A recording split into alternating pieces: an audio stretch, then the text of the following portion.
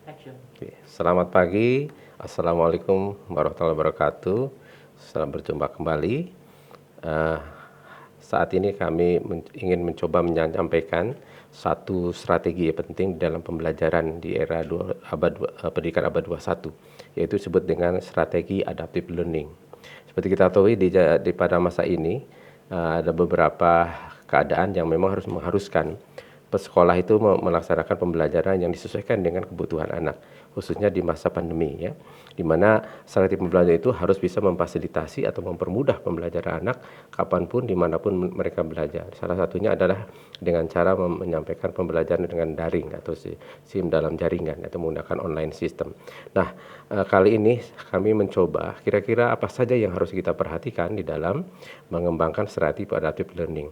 Kalau kita merujuk pada hal-hal yang kaitannya dengan secara teoritis, maka sebenarnya pembelajaran adaptive learning itu terkait masalah bagaimana mengedepankan efektivitas dan efisiensi ya, sehingga apa yang disampaikan oleh guru atau instruktur itu bisa diterima oleh anak didik atau peserta didik dengan baik.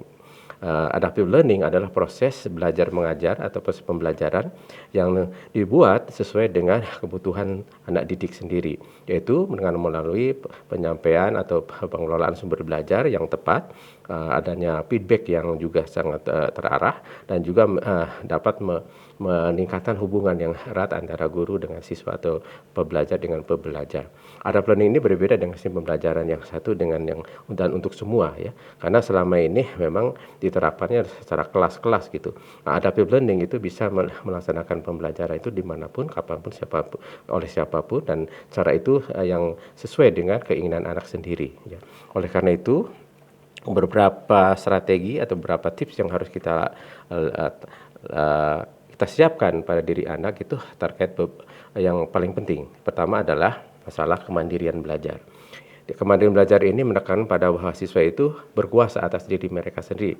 Apakah dia dalam hal merancang pembelajaran, melaksanakan pembelajaran, atau menilai sendiri keberhasilan pembelajarannya.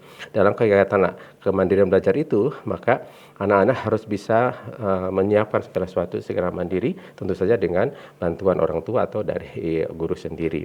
Di mana mereka juga harus bisa merasa senang dengan apa yang mereka akan lakukan, karena segala sesuatu tergantung kepada motivasi mereka sendiri. Kemandirian belajar itu terkait masalah keputusan yang penting bagi mereka untuk menentukan belajar apa saja yang akan dilaksanakan. Kedua, memperhatikan kapabilitas anak.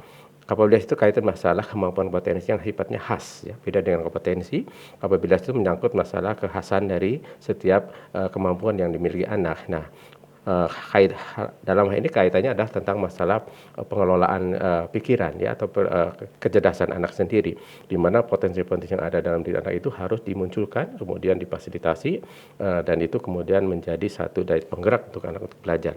Kapabilitas belajar itu akan berbeda-beda antara satu anak dengan anak yang lain, sehingga dalam hal ini pembelajaran adaptif harus kalau bisa merangsang dan menumbuh kembangkan kemampuan yang khas itu pada diri anak.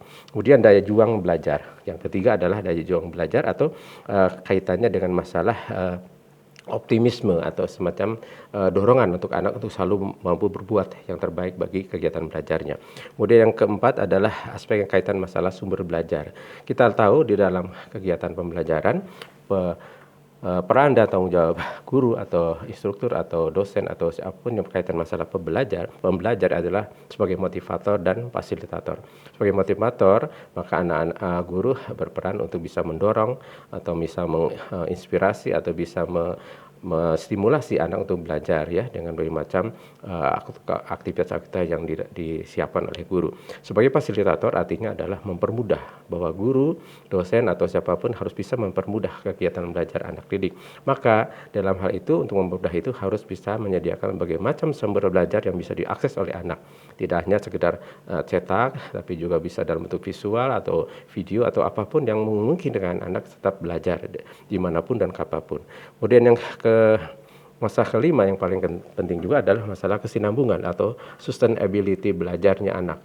Artinya bahwa belajar itu jangan sampai terhenti pada satu saat dan berakhir. Tapi kalau bisa itu menjadi satu trigger untuk bisa melaksanakan pembelajaran berikutnya. Itulah yang disebut dengan sustainability atau kesinambungan, atau istilah dalam Islam itu namanya istiqomah ya, terus berlanjut. Belajar dan terus belajar itu salah satu komponen penting dalam adaptive learning. Yang keenam adalah penilaian otentik. Penilaian otentik kaitan dengan masalah seberapa besar kemampuan yang telah ditunjukkan itu telah mencapai hasil. Dialah sendiri yang melaksanakannya, anak sendiri melaksanakan, sehingga penilaian otentik itu sangat penting untuk melihat apakah apa yang sudah mereka lakukan itu sudah mencapai hasilnya dan tingkat kepuasannya seperti apa. Nah, dalam kali ini penelitian otentik adalah menggambarkan kemampuan seseorang, sehingga seorang satu dengan seorang yang lain akan berbeda sesuai dengan gaya belajar, kemampuan, dan strategi yang mereka tetapkan di dalam belajar. Yang terakhir adalah adanya rencana tindak lanjut.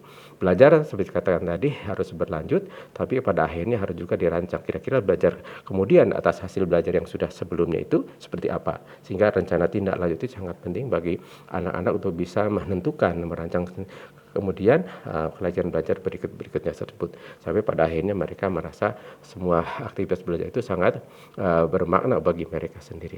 Kebermaknaan belajar itu sangat dipentingkan, sehingga rencana itu harus terus-menerus dirancang oleh anak sendiri.